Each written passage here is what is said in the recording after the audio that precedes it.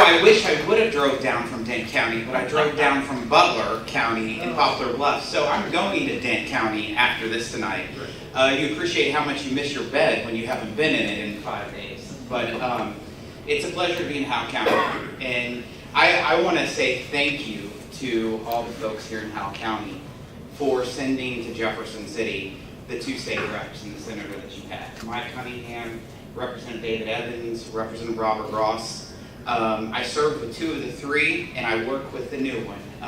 We're still, verdict is out on David. No, he's doing a great job. And when you're serving an area, the state lawmakers and the federal lawmakers have to work hand in hand because we all serve the same people and have the same bosses. And these 3 gentlemen do a wonderful job for your area, and I'm glad to call them all friends. So we are truly blessed. I also want to thank you all. One of my highest winning percentage counties was right here in Howell County this past November. So I appreciate that. For you all to have faith in a Salem Tiger, even though we've always had this West Plains Scissors rivalry, Salem never voted to kick you all out of the SCA. So just always remember that. It's been a venture. The last 2 years under President Donald Trump has been great. I've been able to build a very good relationship working with our president, and I don't only call him our president, I call him my friend. He's someone that when we had the issues that we faced in our congressional district, whether it was the flooding that we had right here in Howell County just a couple years ago, I was able to sit with him and show him the pictures of the damage that we had here, and the president promised that he would deliver, and he did. And that's not something you always have. For a kid from Salem to be able to sit down and talk with the president, that's kind of special in its own right, and something I don't take lightly. To tell you a funny story, whenever I've had the opportunity to ride with the president on Air Force One a couple times, and the very first time I was ever on Air Force One with the president, I've been on there 5 times actually now. I'm hopefully getting frequent flyer miles, but the first time I was on there, the president's like, "You should call somebody." I was like, "Well, who do I call?"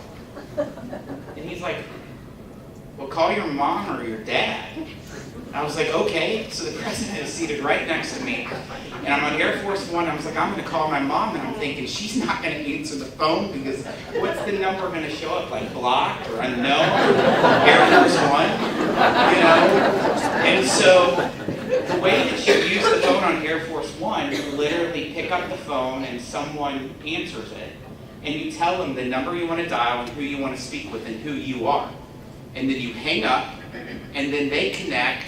And then call back and you pick up and it's been connected. And I'm like, my mom's not going to answer and the president's right next to me. This is going to be embarrassing. And sure enough, they connected with my mom. And my mom answered the phone when I picked it up.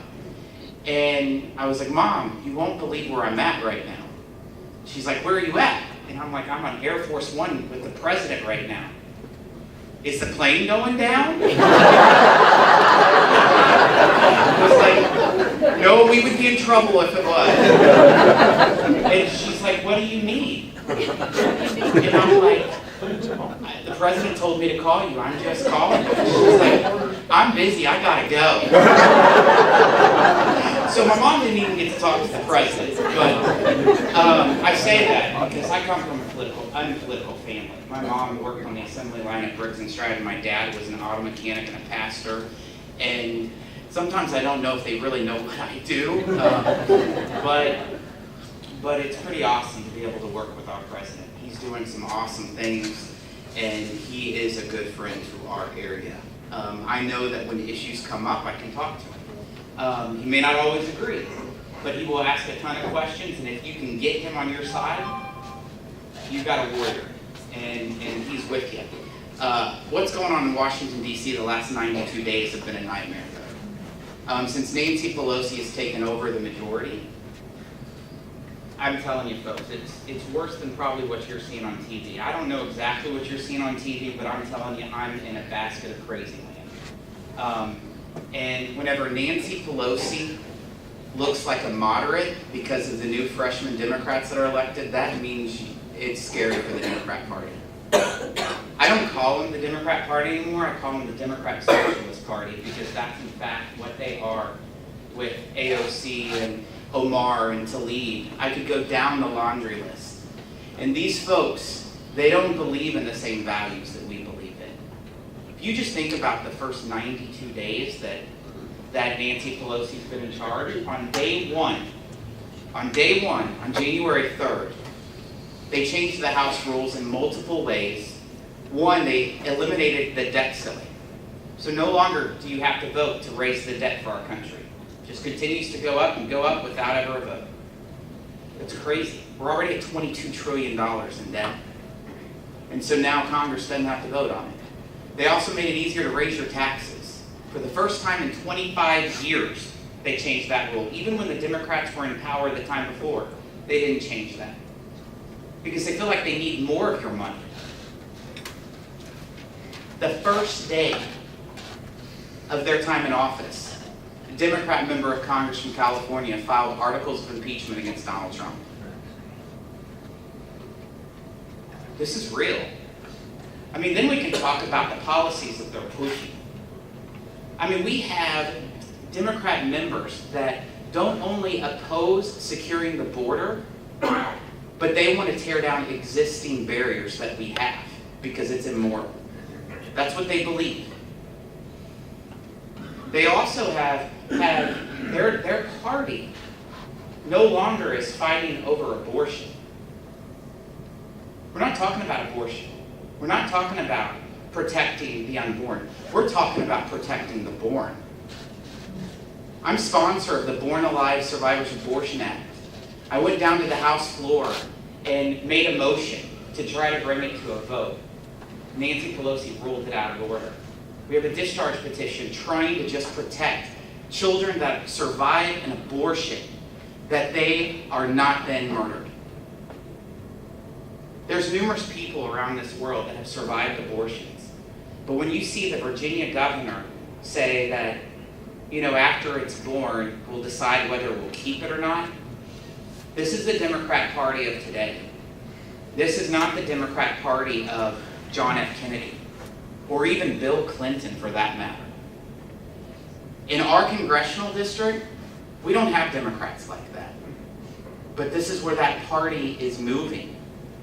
And whoever they pick for the nominee to run against our president, Lord help us. Because there's a big basket of crazy that's running to be the next president on the Democrat side. I serve with most of them. I know them very, very well.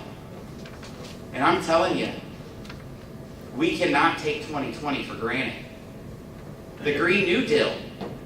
Robert talked about that. The fact that gases from a cow is like trying to be banned. Let's think about this. Where's the cleanest air? Right here in Howell County. And we have a whole lot more cows here in Howell County than they do in New York City or Los Angeles. And I don't want to breathe the air there. So the logic doesn't seem like it's mounting up. Every tractor that we have in the 8th Congressional District is not able to qualify as being able to be used under the Green New Deal. Air travel would be gone. You want to think that I'm trying to scare you, but I'm just telling you the facts. It's exactly what's going on. Do you know we had committees under the new Democrat majority that whenever witnesses come before and you take the oath, you end it with, "So help me God"? They changed the rules for the first time in the history of our country that you can't say, "So help me God." This is the new Democrat majority. Totally opposite of what we believe and what we stand for. And I'm telling you, I'm fighting every day for our rural way of life, because I know even the Democrats in Southeast Missouri, this is not their party. And this is not the direction for our country. And I want to tell you, this past election, we had some huge gains in the 8th Congressional District. You know, let me just give you an interesting statistic. In 1980, when Bill Emerson was elected the congressman in this area, he beat a Democrat incumbent member of Congress in 1980. We had one Republican state representative in the entire congressional district, and no Republican state senators. For the first time in the history of our congressional district after the November elections, every one of our state representatives and every one of our state senators in our congressional district are now Republican. That's awesome, folks.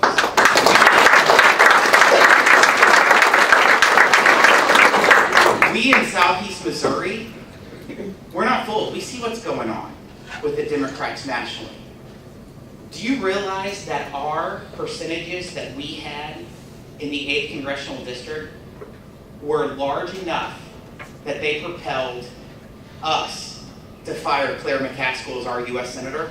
And we were able to counter a lot of the votes in St. Louis and Kansas City when Claire said she didn't care about the votes in the boot hill.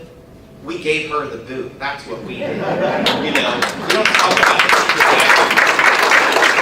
So, I just want to say that we got a very important election ahead of us in 2020. We have to re-elect Donald Trump as our president, but we have to make sure we take back the majority in the House of Representatives. I can tell you, I wake up every morning with that as my focus, because the best way that I can represent this congressional district is to make sure I fire Nancy Pelosi, and that is my goal. But we also have to make sure that we re-elect every one of our statewide office holders that we have that's going to be up on the ballot. Whether it's Governor Parson, who's doing an incredible job, or Lieutenant Governor Kehoe. He could be anywhere tonight, and he's right here in Howell County, and we appreciate that, Lieutenant Governor. The Secretary of State, Jay Ashcroft, you know, his wife is from Howell County. We got to make sure we take care of Howell County relatives, right? So we need to send Jay Ashcroft back, and our new state treasurer, Scott Fitzpatrick, he needs your help, and our Attorney General, Eric Schmidt. So it's going to take all of us, whether it's social media or whether it's going out there door to door. We need your help. We cannot take this election for granted, and our congressional district has to hit the percentages that we can offset whenever the socialists vote in other areas. So I just want to thank you all so much for supporting the Salem Tiger and for allowing me to have the opportunity to be your congressman, because it's a dream to fight for our values and our way of life in Washington, D.C. So thank you all very much, and God bless.